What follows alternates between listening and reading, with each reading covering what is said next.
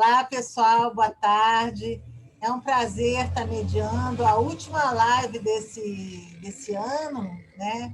Onde nós temos uma convidada muito especial, minha amiga, parceira, colega, Simone Castiel, que é co-coordenadora comigo do curso de arte-terapia do Instituto da Família de Porto Alegre. Né? Então, eu vou apresentar um pouquinho o currículo dela, mas eu queria dizer que Simone é minha amiga, é minha parceira, e que a gente tem uma ligação transgeracional, porque depois da gente se conhecer, a gente descobriu que os nossos pais eram muito amigos antes da gente se conhecer. Então, é uma ligação muito forte. A Simone é psicóloga, formada na PUC do Rio Grande do Sul, com especialidade na área de infância e da adolescência. Ela também é especialista e coordenadora do Instituto da Família de Porto Alegre. Ela é especialista em terapia de família e casal. Mas ela também tem uma formação complementar em teatro, educação e interpretação pela UFRGS, né? Ela é especialista em arte-terapia e atua como psicóloga clínica no atendimento a indivíduos, casais e famílias. Ela é professora e supervisora e coordenadora do curso de psicoterapia, abordagem sistêmica e integrativa, que lida com indivíduos, casais e famílias, no Instituto da Família de Porto Alegre, e professora, supervisora e coordenadora, junto comigo e com a Angélica, do curso de arte-terapia no contexto social institucional do Instituto da Família. Ela possui experiência em teatro, cinema e televisão. E tem várias áreas de interesse: conjugalidade, parentalidade, transgeracionalidade, subjetividade, interfaces com arte, cultura e sociedade, mas é, sobretudo, uma pessoa extremamente sagaz, sensível, delicada, poética e inteligente, que é um prazer para mim que esteja aqui hoje com a gente, fechando esse ciclo. Bem-vinda, Simone. Uau! Bom, pessoal, em primeiro lugar, eu gostaria muito de agradecer ao convite feito pelo Departamento de Artes Dramáticas do SEDES, de artes terapêuticas, eu já estava emendando artes dramáticas.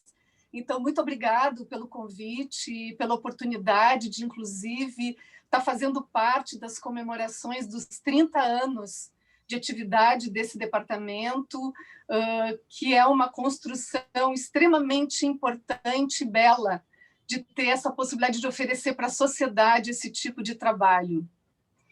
Também está sendo uma oportunidade da gente comemorar essa parceria que a Selma falou, uma parceria que já tem mais de 20 anos entre equipe de professores do SEDES e o Núcleo de Arte-Terapia, então, do Instituto da Família, que é essa instituição que eu trabalho há muito tempo, sou uma das sócias fundadoras dessa instituição, que tem um trabalho bem importante na área de formação e atendimento dentro de uma perspectiva sistêmica. Então, nós atendemos famílias, indivíduos e casais, e que também essa instituição tem um tronco para um trabalho comunitário, que também é bem importante, sim. Eu queria, então, agradecer também a gentileza da Lígia, né, que faz parte do departamento, que sempre muito gentilmente fez os contatos comigo. Obrigada, Lígia, pela delicadeza sempre nos contatos. Bom, não poderia deixar de agradecer muito a Selma. A Selma já introduziu, ela já contou os segredos da nossa amizade, do encontro mágico assim, que a vida nos colocou, também mediado pela arte-terapia. Foi um presente da arte-terapia o nosso encontro.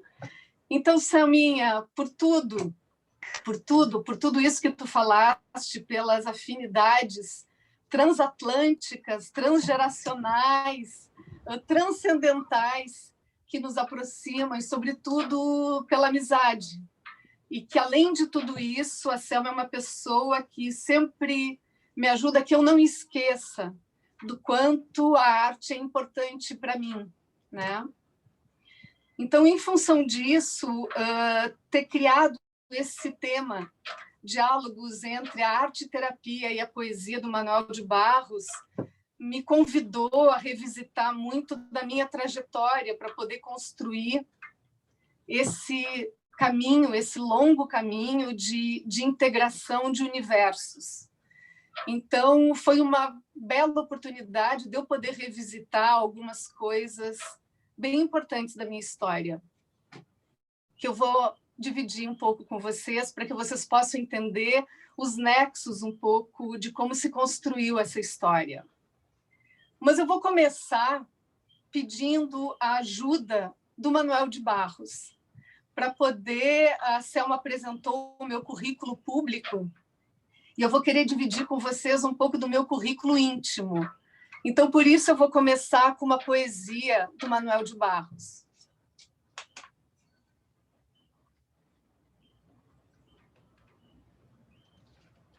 Diz assim: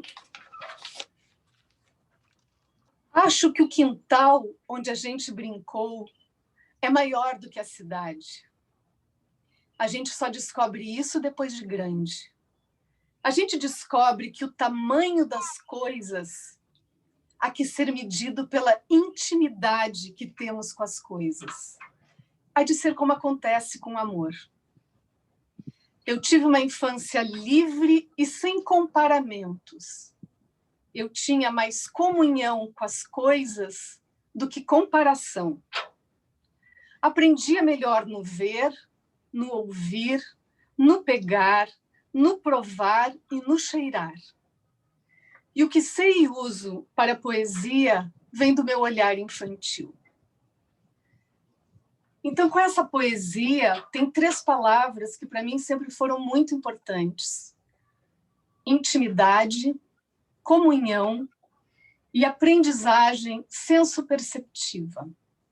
Então, como que isso foi se construindo dentro de mim? Então, eu vou falar um pouquinho do meu quintal. Então, o quintal onde eu vivi, onde eu nasci, foi um quintal muito cheio de livros, de quadros e de muita liberdade para poder criar, imaginar e experienciar. E isso porque meus pais, eu sou carioca, meus pais fizeram parte de uma intelectualidade da Zona Sul do Rio de Janeiro, na década de 50, onde o Rio de Janeiro era uma grande efervescência cultural. Então, e depois desse momento, eles também viveram na França. Então, eu sempre tive acesso a muitas referências e muita liberdade para pensar e para poder, enfim, fantasiar. Meu pai era uma pessoa mais intelectual e a minha mãe era uma artista. E ela era uma artista que ela trazia coisas para casa, que ela se emocionava, nem todas eu entendia. Ela ficava feliz quando ela trazia quadros que ela comprava nas galerias, ela dizia que aqueles quadros eram lindos, nem sempre eu conseguia entender. Ela era uma pessoa muito ligada a coisas de antiguidade. Eu estava lembrando muito uma vez que ela trouxe uma arca gótica para casa, e dizendo que aquilo era maravilhoso, eu não conseguia ver graça nenhuma naquela arca gótica, onde ela me mostrava que tinham muitas camadas naquela arca. Enfim, foram muitas referências que certamente eu tenho o depósito de tudo isso dentro de mim. Ela me levava para ver exposições de arte, eu lembrei de ter visto exposição da Faigo Ostrovia, do Lázaro Segal, no Museu de Arte Moderna. Depois ela fez formação em escolinha de arte, que quem organizava era o Augusto Rodrigues. Ou seja, ela fez vários esforços de me estimular para as artes plásticas. Inclusive, eu participei de escolinha de arte. E eu lembro que eu achava maravilhosa aquelas coisas, aquelas técnicas da escolinha de arte. Eu insisti alguns meses de ficar na escolinha de arte, mas eu confesso que não era o que eu mais era talhada e o que eu mais eu sentia comunhão. Então, depois de alguns meses, eu saí da escolinha de arte. Até que eu me dei conta que eu sentia a falta do corpo, falta do movimento. Eu fui uma criança muito ativa, talvez até hiperativa na época. Então, assim, desde cedo, as questões de movimento, da dança, me atraíam profundamente.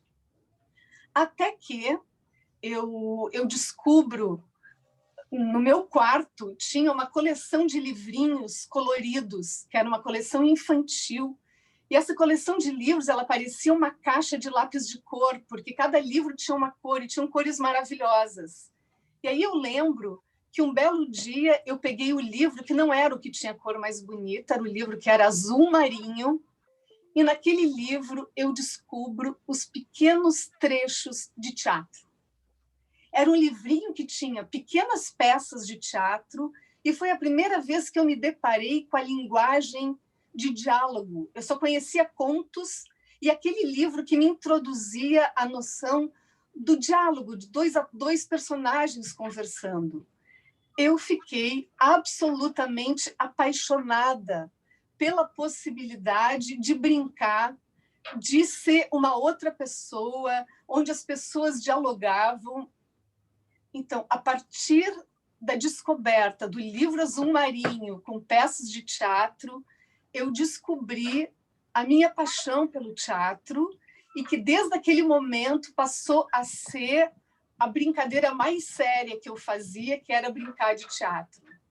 E eu também, depois, revisitando essa história, hoje eu aproveito até a oportunidade de pedir desculpa para algumas das minhas amigas, que eu acho que eu forçava a que elas brincassem de teatro comigo, onde elas não tinham a mínima vontade de brincar de teatro, mas por cortesia elas brincavam de teatro comigo. E isso teve direito a, inclusive, fazer teatro na minha casa, com cadeiras, com plateia, com ingresso, onde a minha mãe permitia que fosse feita uma peça de teatro, onde se encheu o tapete persa da minha mãe, histórico, cheio de árvores de cinamomo, e que a minha mãe ficava embaixo da mesa com o abajur do meu quarto iluminando o espetáculo. Então, isso para dizer para vocês que esse exercício, essa brincadeira de fazer teatro, essa brincadeira de se colocar no lugar de uma outra pessoa, foi o germe, talvez, do que depois veio a ser também o meu trabalho com a subjetividade, o entrar no lugar do outro personagem.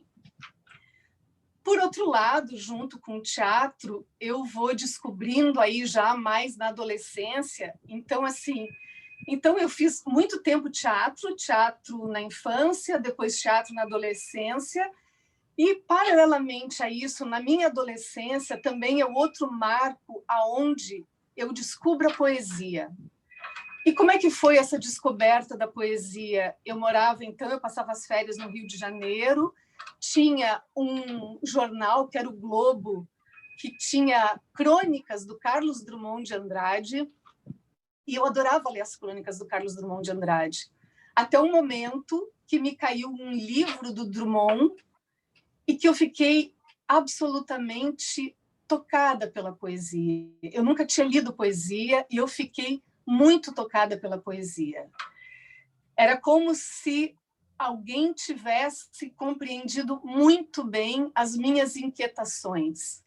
Como que alguém conseguia decifrar e traduzir para mim questões muito íntimas das minhas inquietações filosóficas, psicológicas. Então, é como se eu tivesse descoberto, de um lado, a possibilidade de entrar na subjetividade dos personagens e, de outro lado, perceber o quanto a poesia entrava na minha alma, como também tinham recursos que podiam entrar dentro da minha subjetividade e me ajudar.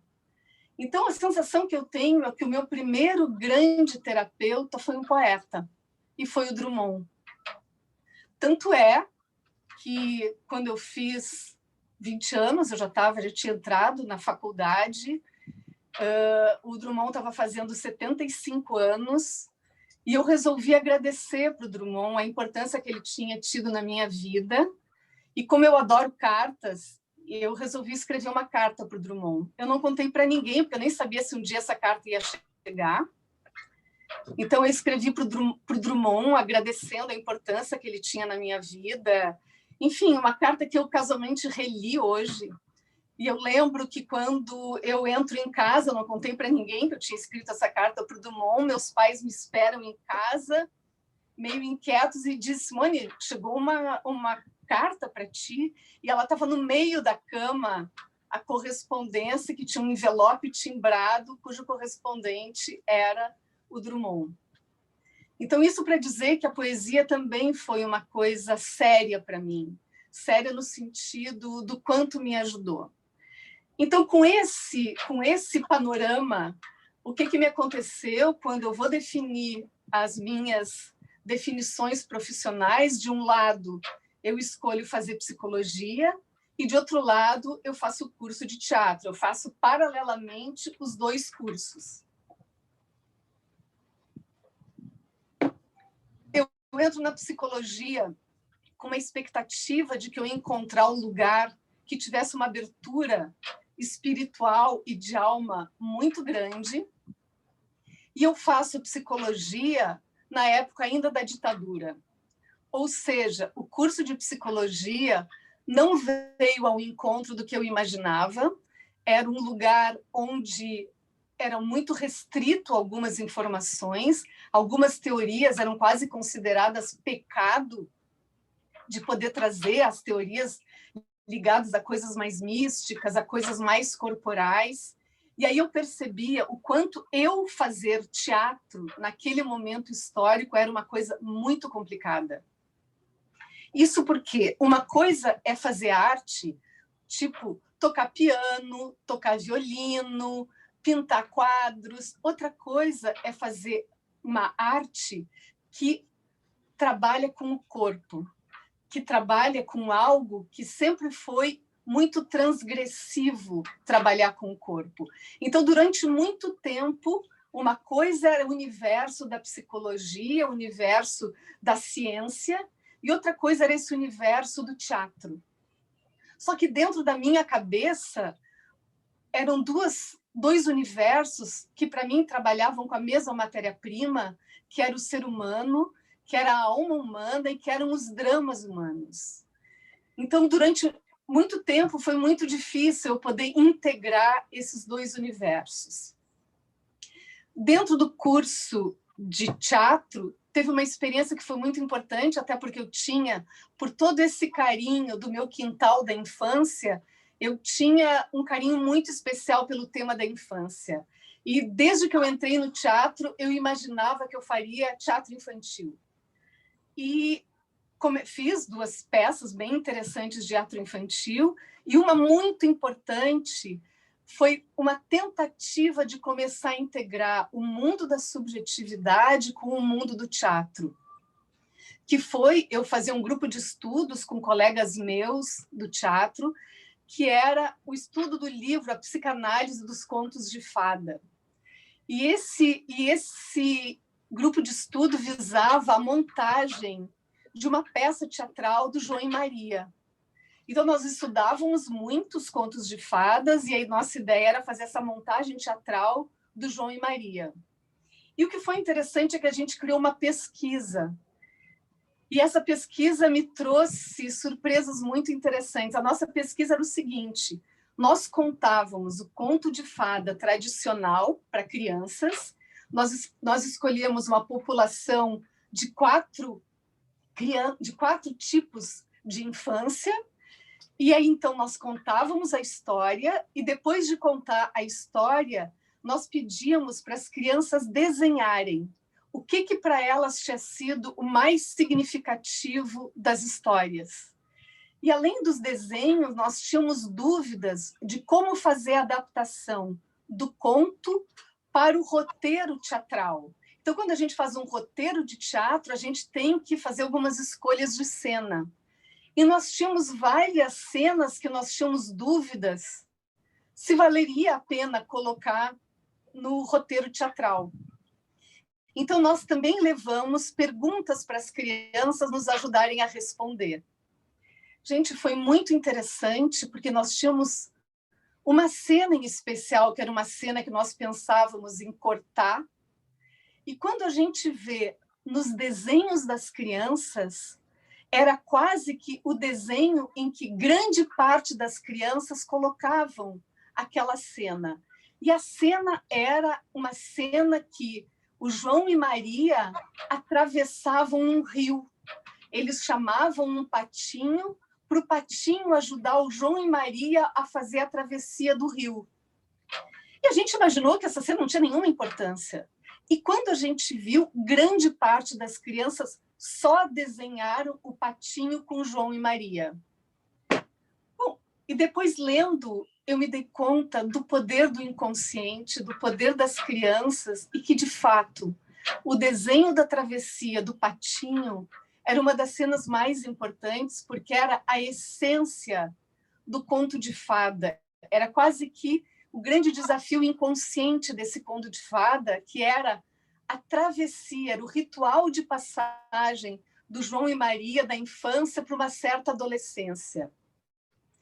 Então, tudo isso para dizer que aí eu comecei a descobrir o poder do desenho, o poder do inconsciente, a questão da contação de histórias. Então, essa experiência foi muito, muito importante para começar a fazer um diálogo entre linguagens possíveis, entre contação de histórias, entre teatro e entre artes plásticas.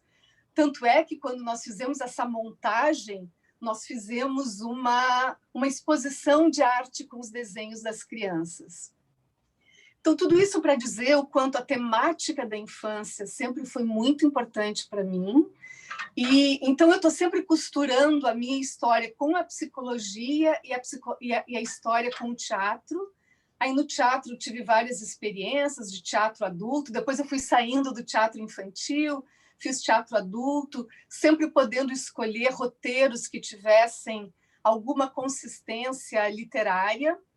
E, por outro lado, no caminho da psicologia, o trabalho com o ensino, o trabalho com a saúde comunitária, que, para mim, o viés político-ideológico também é muito importante, até que eu me formo em psicologia e vou fazer especialização em infância e adolescência, que era, de certa forma, seguir honrando esse quintal precioso, enfim, da infância, e que depois eu segui pelo trabalho com famílias e casais, ampliando a questão do sistema de poder que envolve as crianças e os adolescentes. E em todo o mundo do teatro, eu segui, sempre que possível, fazendo alguma coisa de teatro. Bom, então, como é que eu chego agora, como é que eu cheguei no Manuel de Barros, tá? Para aos pouquinhos e colocando aonde que foi se costurando o que aparentemente eram esses dois universos muito separados, como que eu fui encontrando na ponte da arte-terapia a possibilidade de integrar esses mundos que aparentemente eram dissociados.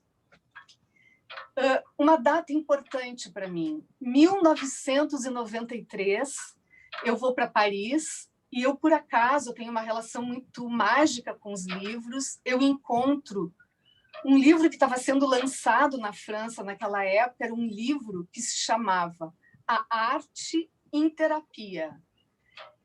Gente, foi uma emoção quando eu vi aquele livro, porque só o título era um consolo para mim. Obviamente, comprei o livro, me debrucei sobre os livros, me debrucei sobre esse livro, e, por sorte, esse psiquiatra, ele tinha uma escola de arte-terapia em Paris, que eu fui atrás para conhecer, e foi a primeira vez que eu tinha ouvido falar, então, em 93, que existia uma escola de formação em arte-terapia, que é o Jean-Pierre Klein, que é um psiquiatra francês, que tem uma escola bem importante de arte-terapia na França e que foi extremamente aberto e simpático. Isso foi em 93. Em 94, eu encontro o primeiro livro do Manuel de Barros, 1994. Então, eu fiquei encantada, de um lado, com a perspectiva da arte em terapia e, de outro lado, a poesia do Manuel de Barros. Com o Manuel de Barros, eu tive também a mesma sensação que eu tive com o Drummond, que foi de me sentir completamente compreendida pelo Manuel de Barros. E aí segui muito, estudando, tenho todos os livros do Manuel de Barros. Era assim, era uma emoção Manuel de Barros para mim. Quando eu resolvo, e sempre fico acalentando a possibilidade de fazer um espetáculo sobre o Manuel de Barros. Eu não sei se todo mundo que está aqui conhece um pouco do Manuel de Barros. Manuel de Barros é um poeta que nasceu em Cuiabá, em 1916.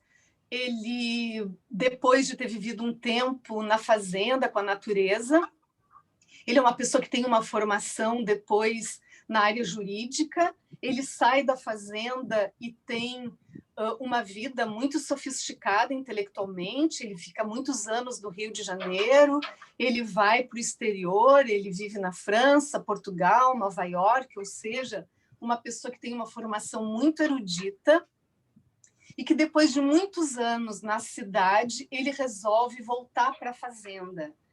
Então, todo mundo que conhece a poesia do Manuel de Barros vai se dar conta que, junto com aquela aparente inocência em relação à natureza, à simplicidade, à espontaneidade infantil, tem por trás um homem muito sofisticado em termos culturais e em termos de formação literária e filosófica, que depois conseguiu se despojar da questão intelectual e valorizar o que apareceu no início da minha fala, o aprendizado sensual que ele fala, o aprendizado senso-perceptivo.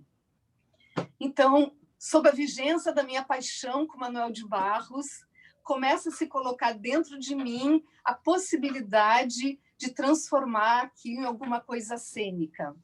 Então, nós estamos em 94, aí em 96 é a primeira vez que eu escrevo um artigo onde eu começo a fazer essa aproximação entre a psicologia, a arte na terapia e a poesia, que eu chamei Em Busca de um Terapeuta Poético e Lúdico, o Exercício da Criatividade. Esse artigo eu escrevo em 1996 e eu fui recuperando essas datas, atualizando essas datas na minha história. Então, em 96, eu já estava tomada por essa necessidade e esse desejo de integrar arte e terapia. Então, paralelamente, vai aparecendo a questão do Manuel de Barros. Eu me esqueci de dizer uma coisa muito importante quando eu falei para vocês da importância do movimento, do teatro e da dança para mim. Tem um grande diretor de teatro que se chama Peter Brook. Eu não sei se as pessoas que não são do meio de teatro, ele é uma pessoa muito importante, e ele disse uma coisa que fez muito sentido para mim. Ele disse que a música nos ajuda a nos aproximarmos de Deus, de que a dança nos ajuda a nos apossarmos de Deus, e que o teatro nos ajuda a enfrentarmos os deuses. E eu acho que era bem isso que eu sentia entre a dança, o teatro. Então, sempre que tinha algo visceral para mim, eu sentia vontade de traduzir numa linguagem cênica que pudesse ter a presença do corpo e a presença orgânica daquilo que era importante. Então, eu acabo, em 2096, escrevendo esse artigo, e aí levou algum tempo, isso já era 2006, quando surge a vontade de fazer um espetáculo em cima do Manuel de Barros. Então, em 2006, eu faço um contato com o Manuel de Barros, eu ligo para o Manuel de Barros, eu falo com o Manuel de Barros, ele já estava bem velhinho, ele foi extremamente receptivo, ele me cede os direitos dos poemas dele para usar numa versão cênica teatral. Ele manda uma cartinha, uma outra cartinha que eu tenho com a letrinha dele, um outro envelope com letrinha. Então, também foi muito emocionante ter a permissão dele. Ele convidou se eu quisesse ir na fazenda dele, visitar onde ele morava. Ele me pediu para falar com o filho dele, que era o filho que ajudava ele na fazenda, para combinar a minha ida para o Pantanal. Eu ia ter que pegar um avião de Campo Grande para chegar na fazenda. Enfim, uma grande história. Mas o que aconteceu? Em 2006, esse projeto também com um grupo de atores, por várias dificuldades, ele acaba não acontecendo. E esse projeto só vai acontecer depois, em 2014, a ser retomado em 2014, quando eu já tenho notícias que o Manuel de Barros já estava bastante doente, quase morrendo, que eu me sinto impulsionada a homenageá-lo através de alguma manifestação em relação à generosidade que ele teve de me oferecer os direitos de poder usar os poemas dele. Então, de 2014, que é a data que ele vem a falecer, eu acabo organizando uma apresentação, que foi um projeto de teatro que eu fiz junto com um amigo meu, que é ator, músico, grande admirador do Manuel de Barros, e nós criamos um projeto de teatro chamado Descascando Manuel de Barros.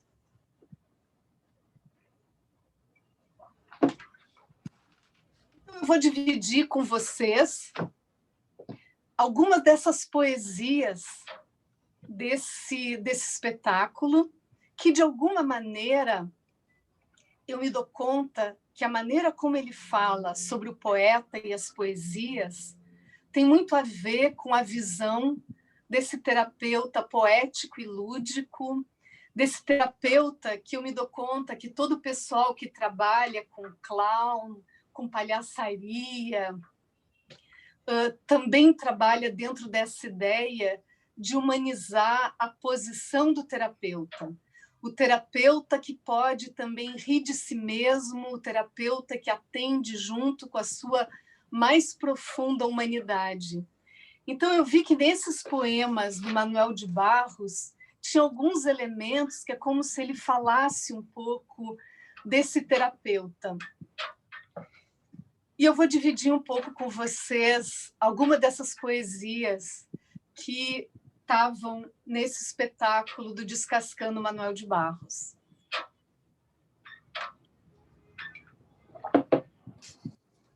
Que é assim. Dizem que os poetas têm mania de comparecer aos próprios desencontros e o gosto de fazer casamentos incestuosos entre as palavras.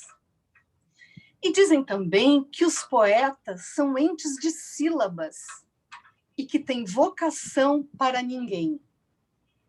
E mais, dizem que os poetas sofrem de certa disfunção lírica e que os poetas compreendem o que fazem depois que fizeram. E é sempre uma descoberta. Não é nada procurado, é achado mesmo. Os poetas não querem saber como as coisas se comportam. Eles querem inventar comportamento para as coisas. Dizem também que os poetas devem aumentar o mundo com as suas metáforas e que os poetas podem refazer o mundo por imagens, por eflúvios e por afeto. A poesia tem a função de pregar a prática da infância entre os homens e a prática do desnecessário, do valor das coisas desimportantes e gratuitas. Poesia é voar fora da asa. Eu escrevo com o corpo. Poesia não é para compreender, mas para incorporar. Entender a parede, procure ser uma árvore.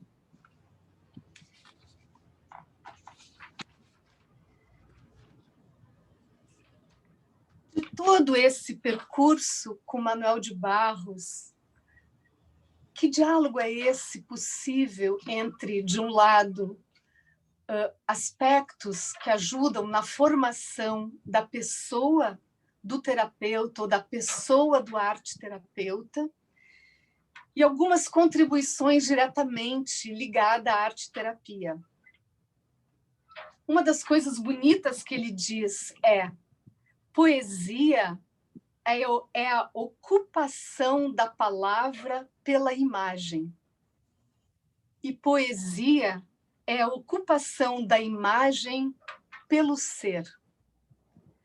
Para mim, isso aqui é quase que a essência da arte-terapia. E ele diz uma outra coisa linda, que é assim: perder a inteligência das coisas para vê-las. O olho vê, a lembrança revê e a imaginação transvê. Então, com todos esses elementos do Manuel de Barros para a arte-terapia, eu sentia que era quase a mesma coisa que eu pensava e que eu acreditava. E um dos objetos que nós trouxemos para a nossa apresentação cênica, nós chamamos que era um kit de primeiros socorros poéticos a partir do material e da poesia do Manuel de Barros.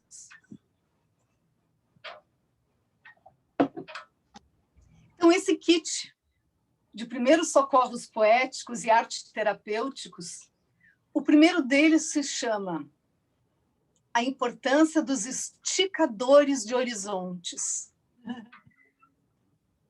Na realidade, nós, como terapeutas ou como arte-terapeutas, nós funcionamos como esticadores de horizontes. Essa é a nossa grande função, talvez, como terapeutas, é poder criar realidades alternativas.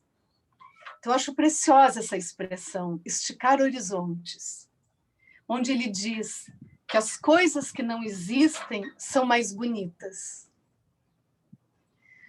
O outro elemento do kit dos primeiros socorros é o escutador de silêncios. O Manuel de Barros era um grande valorizador do silêncio. Tanto é que ele dizia, ele valorizava o silêncio na vida, o silêncio para a poesia. Tanto é que ele diz, ele se autodefiniu: quando eu nasci, o silêncio foi aumentado. Então, o silêncio também é uma matéria muito importante para quem é terapeuta, para quem é poeta, para quem oferece, muitas vezes, o silêncio para que o outro possa entrar em contato consigo mesmo. Então, esse material do escutador de silêncios, eu acho que ele é um ingrediente fundamental para quem é terapeuta e para quem é arte-terapeuta. E mais do que nunca, o silêncio na vida de hoje, acho que o silêncio é fundamental na nossa vida tão cheia de ruídos, oferecer espaços de silêncio e permitir que o silêncio seja aumentado, eu acho que é uma coisa muito importante, muito generosa. O terceiro elemento do nosso kit do arte-terapeuta, oferecido pelo Manuel de Barros, é o desacelerador do tempo, onde ele diz: por que é preciso andar tão depressa? A gente só chega ao fim quando o fim chega. Então, para que atropelar? E essa é uma homenagem, esse poema é uma homenagem às tartarugas, Selma. Ele homenageia as tartarugas, porque as tartarugas são quase que uma lembrança de que devagar tem a sua grande sabedoria, que devagar tem o seu valor, e que desacelerar hoje em dia também é uma questão muito importante para a nossa vida e para o universo terapêutico. Com certeza. E o quarto elemento do nosso kit se chama O Descascador de Mistérios, onde ele diz uma coisa maravilhosa. Ele diz: o mistério tem mais camadas do que a ciência. E que, de certa forma, nós trabalhamos com o mistério da alma humana. Então, a gente tem que ter muito cuidado com o mistério. O mistério tem muitas camadas. Então, eu acho linda esse instrumento que a gente possa usar, que é do descascador de mistérios. Então, mais contribuições do Manuel de Barros ao que eu também acho que é o universo importante que a arte-terapia transita muito, que é a parte nobre do trabalho dele, que é da importância da natureza na vida, da natureza, enfim. E eu vejo que muitos dos trabalhos da arte-terapia, eles têm se dedicado a poder fazer um resgate da natureza, usar elementos da natureza nos trabalhos de arte-terapia, criar pequenos quintais nos encontros de arte-terapia, onde a gente possa resgatar coisas que a gente está perdendo nos quintais da nossa infância. Então, ele diz uma coisa linda, que é: estamos psicologicamente ligados à Mãe Terra. Somos escravos da Terra, sendo essa uma escravidão redentora. Eu acho lindo isso. Sendo essa uma escravidão redentora. E ele diz: a força da terra que os frutos alimenta, vamos ouvi-la e vê-la. E ele trabalha muito nisso que eu acho que a gente está precisando aprender hoje em dia, inclusive com todo o aprendizado da pandemia, que é de que existe um universo poroso, onde se intertrocam os atributos humano, vegetal, animal e mineral. E isso é grande parte da essência do Manuel de Barros, quando ele tenta integrar de uma maneira orgânica essa porosidade que existe entre todos esses elementos da natureza. A outra questão muito importante também no Manuel de Barros, o Manuel de Barros tinha um viés bastante político, né?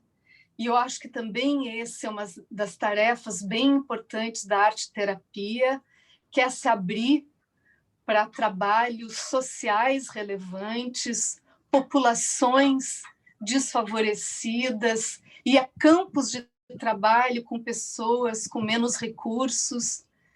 Então, também é uma frase do Manuel de Barros, quando ele diz: quero uma poesia feita de compaixão pelos humilhados e ofendidos da nossa sociedade.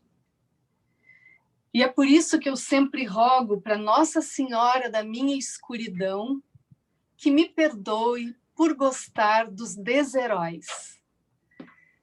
E eu acho que a gente faz um lindo trabalho de poder chegar a atingir, enfim, toda uma população que às vezes fica à margem dos campos dos universos mais privilegiados. Então, só para dizer para vocês que eu fiquei muito feliz de perceber que tinha um diálogo muito poderoso entre a arte-terapia, valores muito importantes da arte-terapia com Manuel de Barros. E que quando eu fiz o espetáculo, eu intuía tudo isso, mas eu não sabia que ele se adequava tão bem para esse diálogo.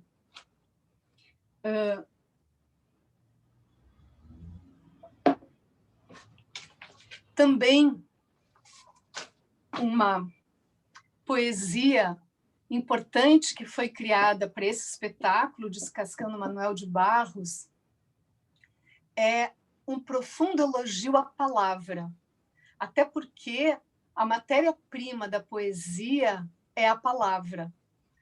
E a palavra, tanto no sentido de que eu também nunca tinha me dado conta, a palavra é um depósito de história da civilização. A palavra, dentro da história das palavras, tem a história da humanidade. A história das palavras, ela é marcada por corpos, por seres humanos, por sangue, né? A forma das letras e das palavras, ela tem muitas camadas de história. E, ao mesmo tempo, a palavra ela está sempre disposta a ser criada. A palavra que tanto Manuel de Barros como a Clarice Lispector falava, a palavra em estado de nascimento, a palavra inaugural, a palavra que não tem ainda idioma. Então, em homenagem à importância da palavra, nós criamos, a partir de colagens, de imagens do Manuel de Barros, nós fizemos uma poesia que eu vou trazer para vocês. Essa, por sinal, era a poesia que abria o nosso espetáculo. A gente fazia entre o público, caminhando entre o público. Então, tinha toda a questão também do público, do corpo do ator, do corpo das pessoas que estavam. Então, era sempre uma coisa muito emocional. Eu estou sem o meu parceiro, que dividia comigo essa entrada no teatro.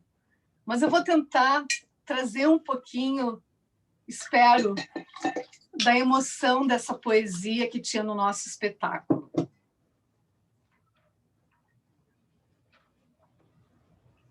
Eu vou precisar, já que eu não tenho meu amigo, eu vou trazer o meu tambor.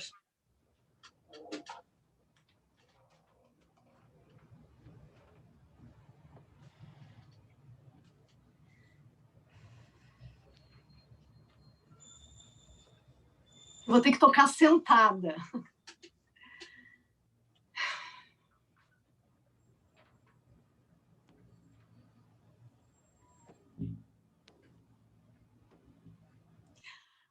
Abracadabra. Palavras, palavras, palavras tem. Palavras, palavras, palavras tem.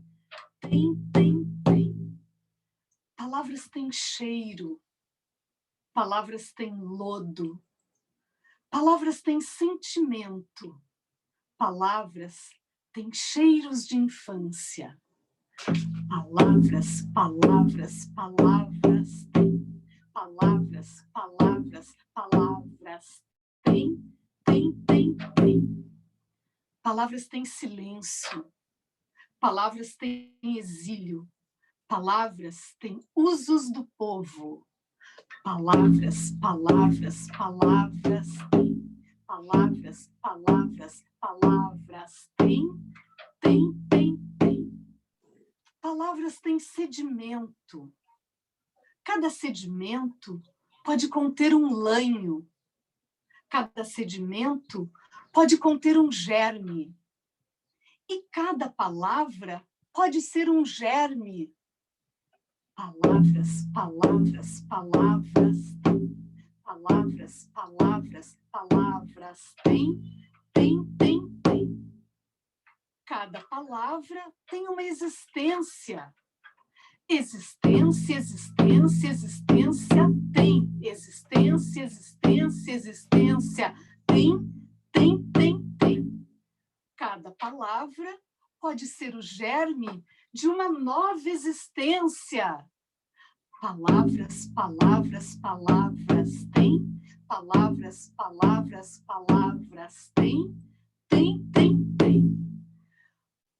O meu negócio é descascar as palavras. E o nosso negócio é descascar Manuel de Barros.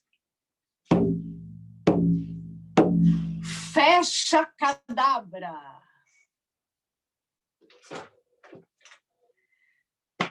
Então, queridos,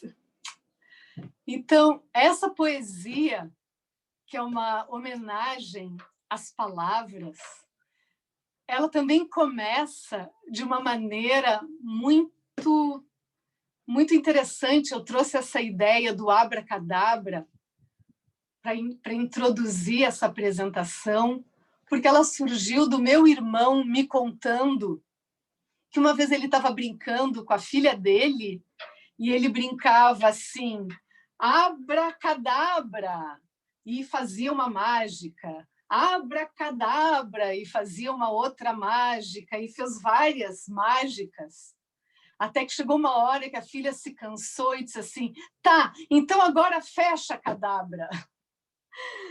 Então, o fecha cadabra é a própria expressão de que a gente sempre pode também criar palavras. E as crianças inventam muitas palavras. E aí eu fui também atrás de tentar entender que palavra é essa abracadabra. Essa palavra já tinha também acompanhado vários momentos da minha infância, abracadabra, várias coisas tem abracadabra, abra-te César, morro, abracadabra. E bom, e por curiosidade, gente, foi fantástico descobrir que o abracadabra, na história, quer dizer uma palavra mística, abracadabra. Abracadabra é uma palavra muito, muito, muito antiga e que ela é usada como uma palavra encantatória. O abracadabra é uma palavra que cria um campo mágico. Tanto é que ela era usada para curar doenças. Ela curava, se dizia a palavra abracadabra na ideia de que pudesse ajudar a curar doenças. Então, a palavra abracadabra, ela quer dizer a possibilidade das palavras como palavras mágicas. E é uma palavra que não se sabe se tem uma origem no aramaico, se tem uma origem hebraica, mas ela quer dizer a bênção pela palavra, criar junto com a palavra.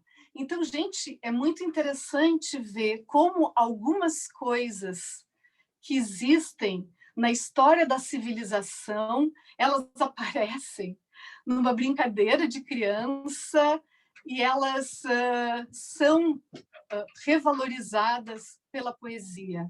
Então, eu fiquei muito encantada com a história do abracadabra e como o abracadabra, o Manuel de Barros ia gostar do quanto as palavras dele têm funcionado como abracadabra, assim, em muitas situações da vida. Bom, gente, eu já estou quase no fim.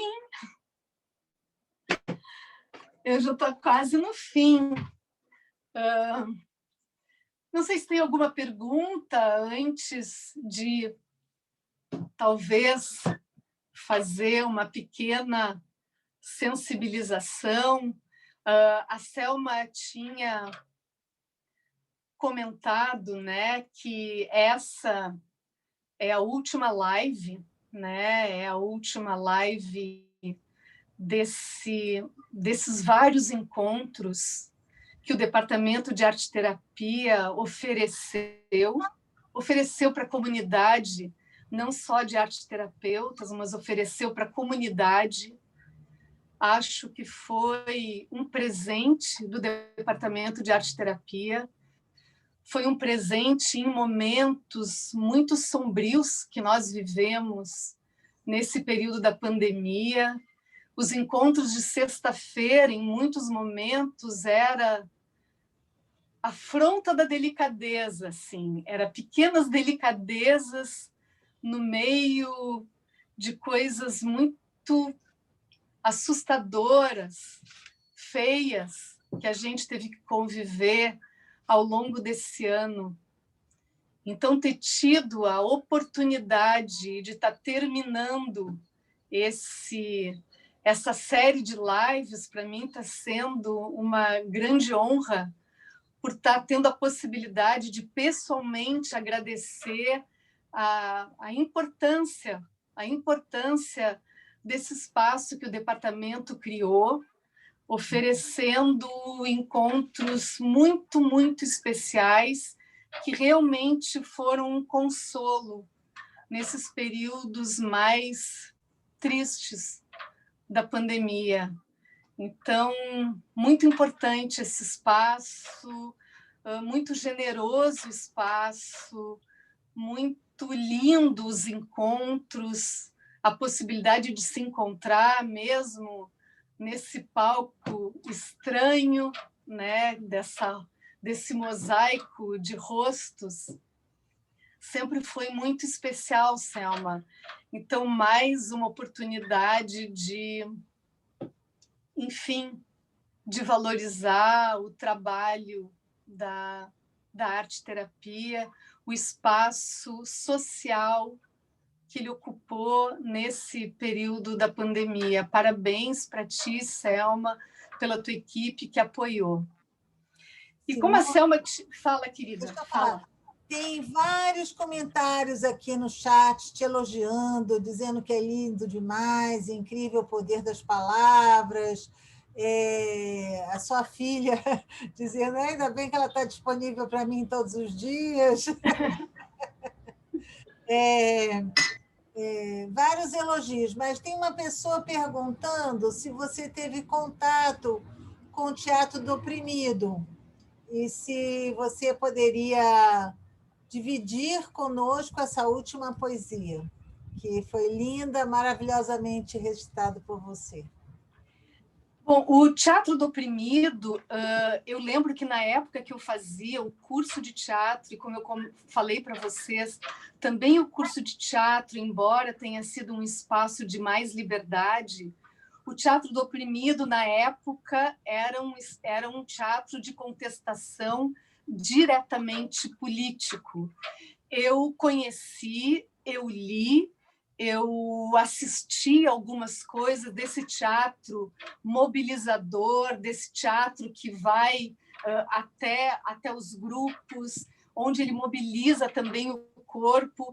Eu conheço, eu admiro, eu estudei, mas eu nunca trabalhei. Eu acho que é extremamente importante, é um material vivíssimo, toda a obra, né, do Teatro do Oprimido, eu acho muito importante. Eu não teria maior consistência para falar, mas eu lembro que, na época, era quase que a cartilha em negro do teatro, era o Teatro do Oprimido, pelo poder político que tinha, pelo poder político de trazer as pessoas, de ir até a comunidade e reivindicar um pouco do teatro político, do espaço político do corpo, né? Então, assim, para quem perguntou, eu acho que é um caminho muito importante, é um material muito importante que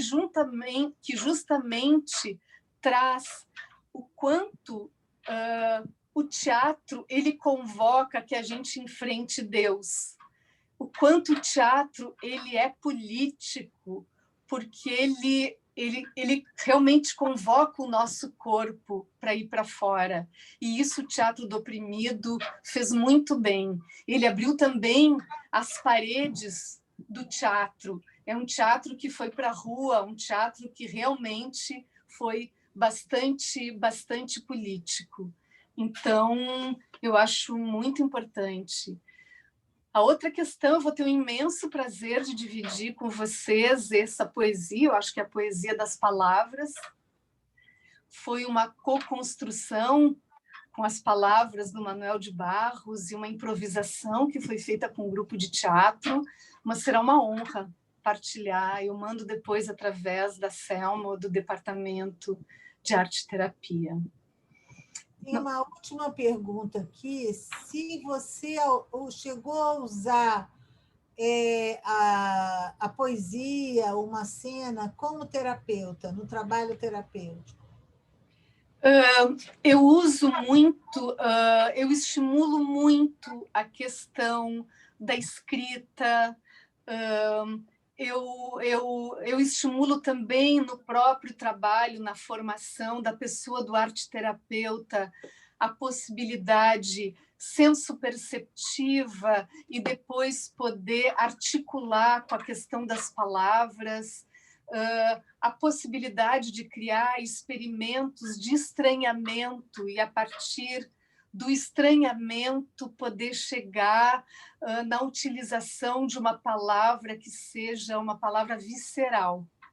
Então, eu já usei depois de oportunizar alguns experimentos de desenho, algumas visualizações, a possibilidade de também poder utilizar a poesia. E eu acho que a poesia também é a possibilidade da gente poder oferecer algumas metáforas também para os pacientes. E quando eles ouvem aquela metáfora, a gente também consegue conversar num outro plano. E isso tem sido uma coisa muito natural que me vem, e isso possibilita trocas bem criativas. Eu acho bem interessante isso. Bom, Selminha, então, se não tem mais nenhuma pergunta... Parabéns, Simone! Bravo, mas eu não terminei. Eu não terminei. Eu ainda quero dividir mais um pequeno momento, não é uma vivência, porque ainda é muito estranho. Eu vou dizer para vocês, foi uma grande ousadia eu estar fazendo tudo isso nessa tábua de imagens, mas eu vou querer dividir até em função de que essa última live, do quanto foi importante as lives na pandemia, eu vou querer dividir com vocês só uns minutinhos de algo que também foi muito importante para mim, tá? Então, deixa eu arrumar aqui a minha tecnologia máxima possível, que é esta engenhoca aqui, mais uma outra engenhoca aqui, que isso aqui, gente, é a superação total de mim mesma. Eu sempre digo, a minha alma é mais tartaruga do que essa rapidez fantástica das coisas. Simone. Então, eu vou pedir para que vocês sentem confortavelmente aonde vocês estão.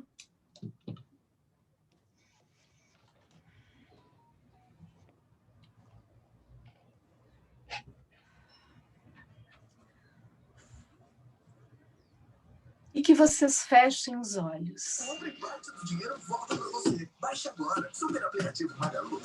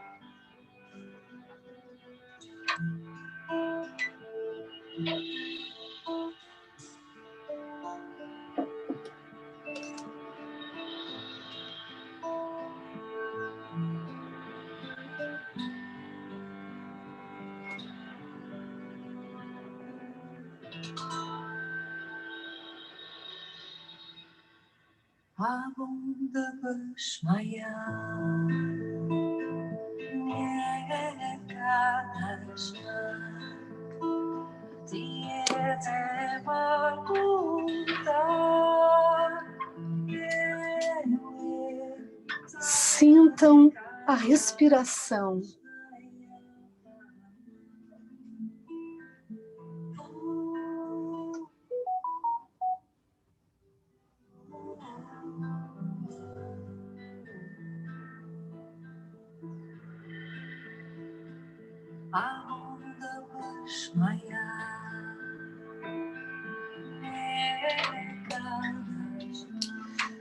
Deixem essa música conduzir vocês para as casas de vocês, onde nós ficamos muito tempo em isolamento.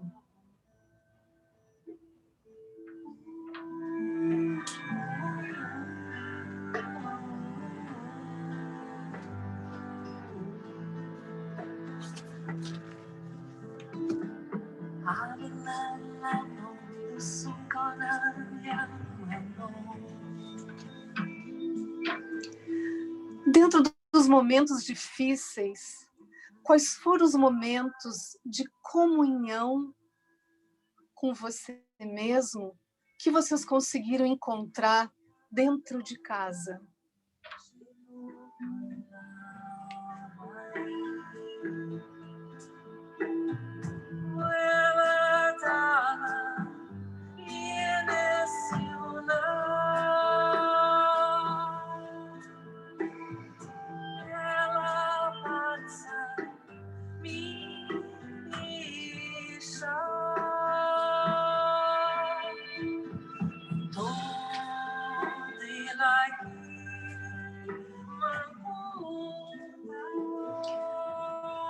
Que sensações ficaram impressas no corpo e no espírito?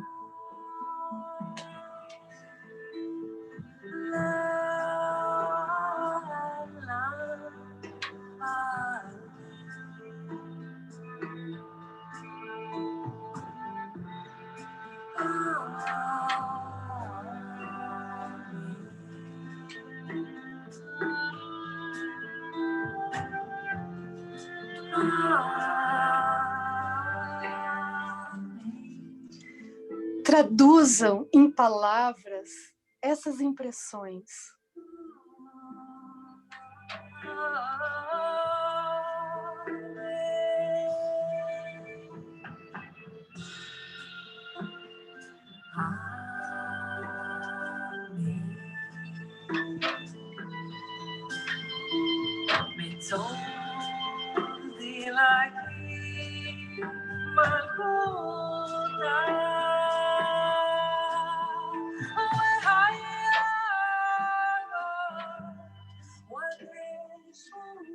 Guardem essas palavras como um mantra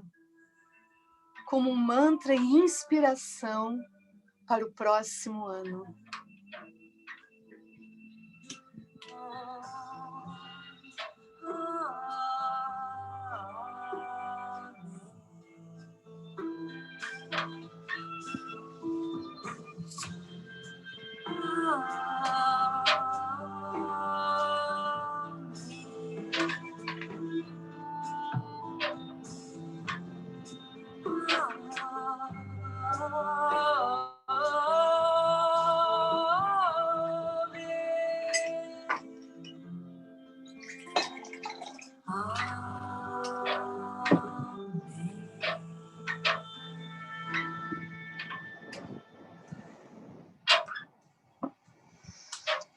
Que cada um no seu tempo possa abrir os olhos.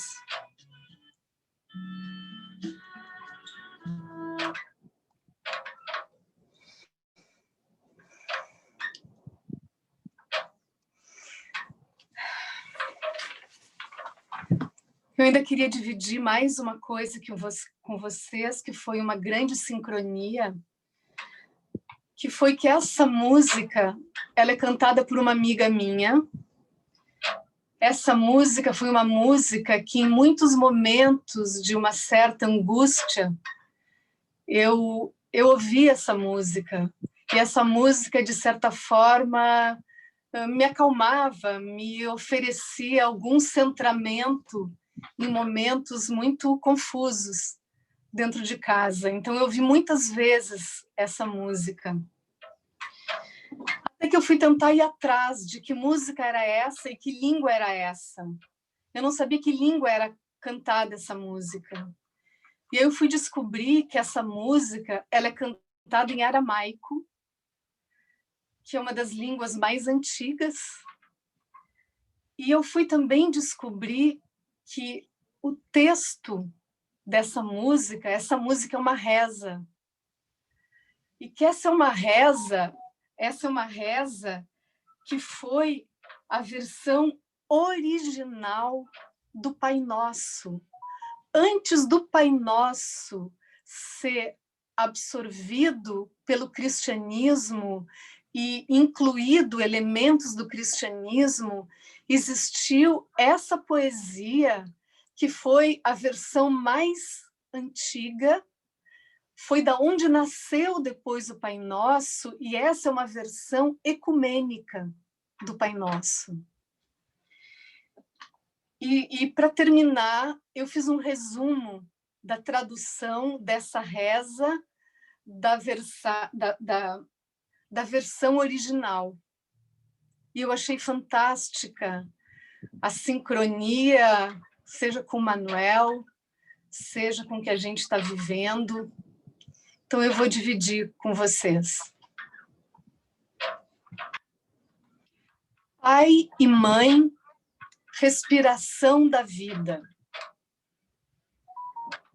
Ao Criador do cosmos, faça sua luz brilhar dentro de nós, entre nós e fora de nós, para que possamos torná-la útil. Ajude-nos a seguir respirando apenas o sentimento que emana da luz. Faça-nos sentir a alma da terra dentro de nós, pois assim sentiremos a sabedoria que existe em tudo. Não permita que a superficialidade e a aparência das coisas do mundo nos iluda e que nos liberte de tudo aquilo que impede o nosso crescimento. Que essa luz e amor seja o solo onde crescem as nossas ações. Que assim seja. Então, eu achei que vem de muito longe, uma sabedoria que até hoje está sendo extremamente útil para nós. Então, salve. Gente, muito obrigada. Parabéns! Parabéns, Simone! Bravo! Obrigada. Gente, e não dá daqui dessa poética, né? Parece um bálsamo para a alma, assim, de escutar essa música, essa sensibilidade, delicadeza, né? Um bálsamo, assim, nesse momento. Toninho, eu queria falar uma palavra, posso? É Deixa eu possível? só terminar, Graça, pode ser? Ah, pode, desculpa, claro. E eu queria abrir, então, espaço agora para que quem quisesse pudesse falar, se pronunciar, porque eu acho que trouxe tantas reverberações na gente, essa poética, né? Que eu acho legal a gente poder estar compartilhando. Muitos pedidos aqui de que você possa compartilhar essa poesia, muitos comentários de que foi uma bênção, delícia, muito lindo, gostoso. Obrigada. Prazer imenso vai ser poder ouvir. Eu falei muito já. Então, agora, Graça, por favor. Querida, eu fiquei muito emocionada de te ouvir, porque quando a Simone começou a falar que começou a fazer a faculdade, que a gente estava em plena ditadura, eu conheci a Simone no curso de psicologia, no primeiro ano, no primeiro dia, estudávamos na mesma sala, né, na mesma aula, mesma turma.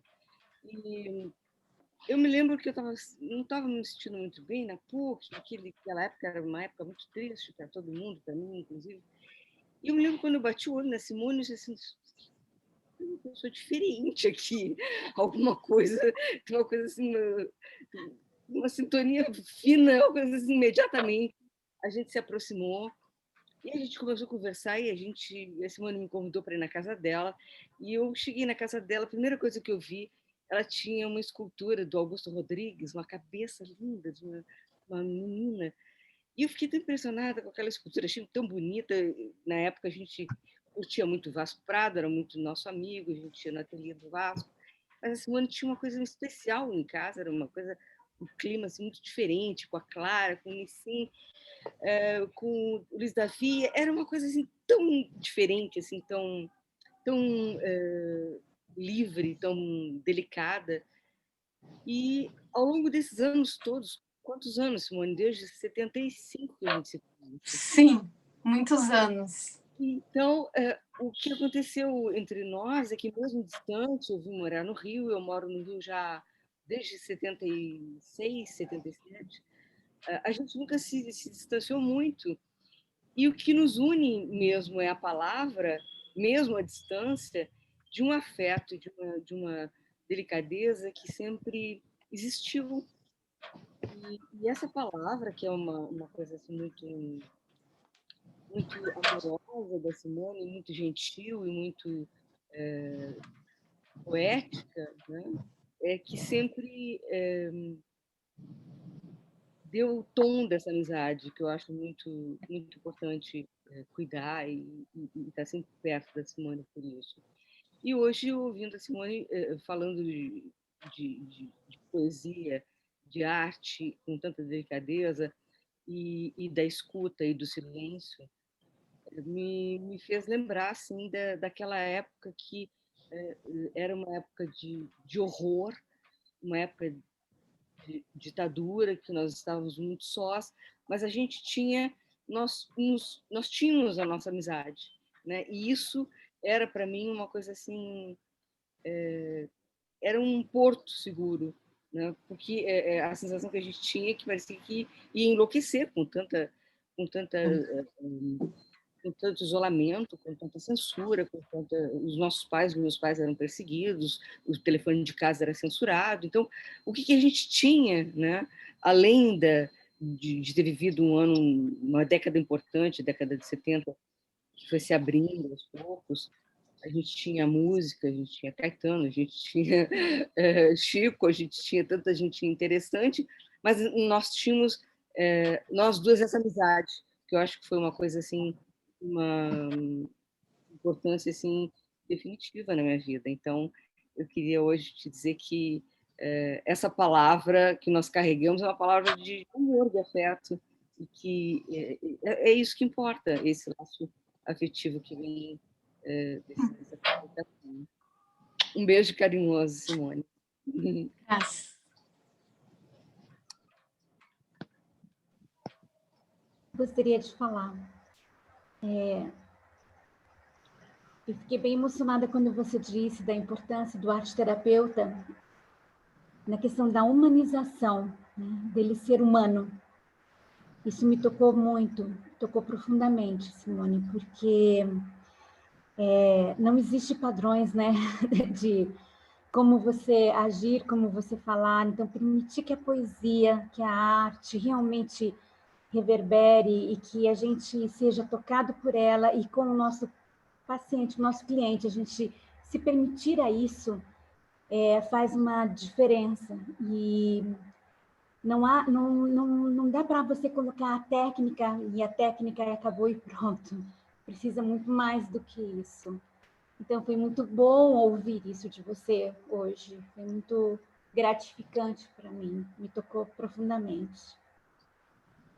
Que bom tu teres trazido essa questão, não deu tempo de falar, que uma das questões, um dos temas que durante muitos anos me importa é trabalhar com a pessoa do terapeuta.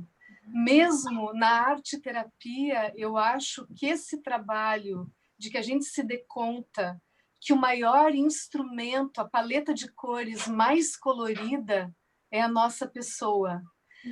Eu já vi muitas pessoas trabalharem com recursos muito sutis, mas de uma maneira que não me convencia.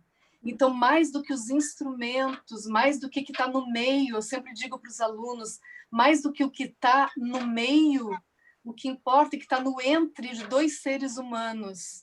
Então, esse trabalho com a pessoa daquela que vai ser cuidadora, é extremamente importante e é um dos trabalhos que mais me instiga e que mais eu me interesso em trabalhar, tanto no curso, na formação de terapeutas de família, como também nos módulos que eu dou, eu tento dar uma ênfase muito grande para justamente essa pessoa.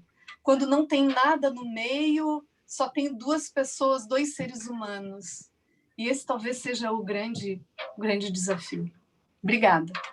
Eu diria, né, Simone, que o arte-terapeuta precisa entrar em contato com a sua poética, com a sua poesia, para poder convidar o outro a entrar em contato com a sua poesia também, né? Exatamente. É importante ter pincéis e tintas, poder ter livros de poesia também, no lugar onde a gente atende os clientes.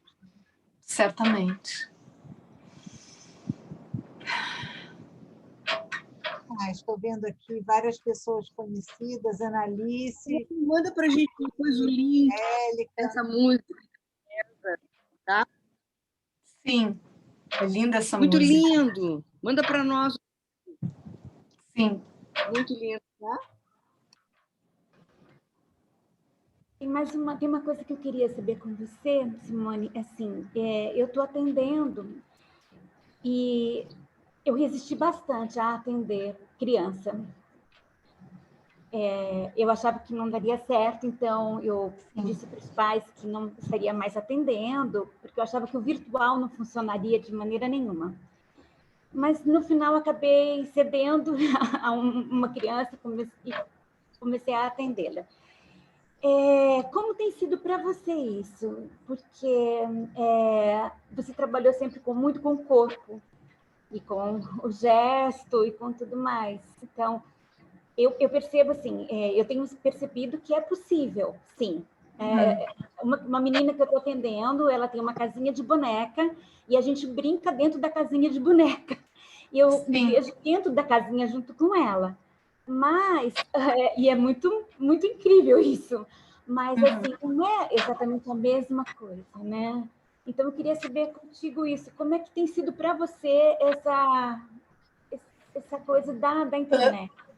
Na realidade, nesse momento que entrou o online, eu não tive nenhum paciente criança muito pequeno em atendimento. Eu tenho atendido mais adultos, casais ou crianças dentro de uma questão familiar. Então, não tenho um contato tão direto com crianças muito pequenas. Mas, de qualquer forma, eu tenho sentido muita falta de dimensionar o corpo da pessoa. Outro dia, até numa sessão de casal, eu me dei conta, e eram pessoas que eu não conheci antes, eu só conheci já na internet. Então, a pessoa estava falando de um conflito dela com o corpo dela, que eu imaginava que não era tão intenso quanto ela estava falando. E aí eu me dei conta, mas eu não conheço grande parte do resto do corpo dela. Aí ela tentou me dizer qual era o tamanho dela, qual era o peso dela, porque eu não conhecia o corpo. Então, realmente, eu me deparei com... Tem limites muito importantes a respeito do corpo, da vivência do corpo, do sentir o corpo do outro. A gente consegue muitas coisas através do atendimento online. Indiscutivelmente tem sido uma descoberta para mim, eu achava que era impossível. Mas tem alguns limites, ainda bem que tem limites. Ainda bem que a presença física, quer dizer, que o online não dá conta da riqueza que é a presença física do outro. Eu já tive de tudo, já tive interação com um gato, com um casal dentro do quarto, tudo. Mas eu me dou conta que tem limites, principalmente quando a gente só conhece pelo online. Eu já tive casais que eu não conhecia, não vou conhecer, começou e terminou no online. Então, é uma passagem estranha de não ter conhecido aqueles corpos fisicamente, de não ter podido olhar nos olhos, da mão, de alguma maneira. Então, enfim, ainda bem que tem esse limite e que a gente vai também poder optar pelo presencial. A presença física é algo muito importante no teatro. e algo muito importante na vida. Isso é uma das coisas que sempre me fascinou no teatro, é a presença do outro. E se o outro tem uma coerência orgânica entre o que ele diz, a forma como ele se move, a forma como ele olha, essa coerência orgânica sempre foi muito importante.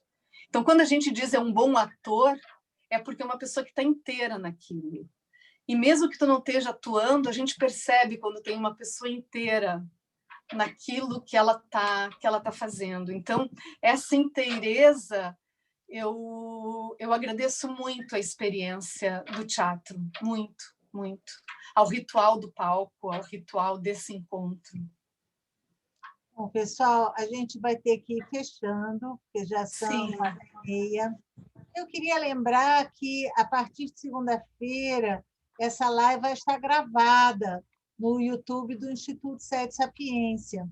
Então, todas as músicas, os poemas que a Simone leu vão estar lá. Mas talvez você possa dizer aonde pode se encontrar essa música tão bonita, Simone. Eu mando. É linda essa música, né? Muito linda. Todo mundo na minha casa não aguentava mais de tanto que eu ouvia a música. Eu queria te agradecer. Para mim, pessoalmente, é muito significativo estar fechando esse ciclo contigo. A gente já começou tantas coisas juntas e, assim, estamos fechando essas, né? E, assim, eu lembro da primeira turma de arte-terapia, acho que a Tânia foi aluna, não foi, Tânia? Não, da quarta. Mas a primeira turma, houveram alguns conflitos, e toda vez que a gente chegava, os conflitos magicamente se esvaneciam, né? Tinha uma coisa forte, assim, de presença. É um factor Simone.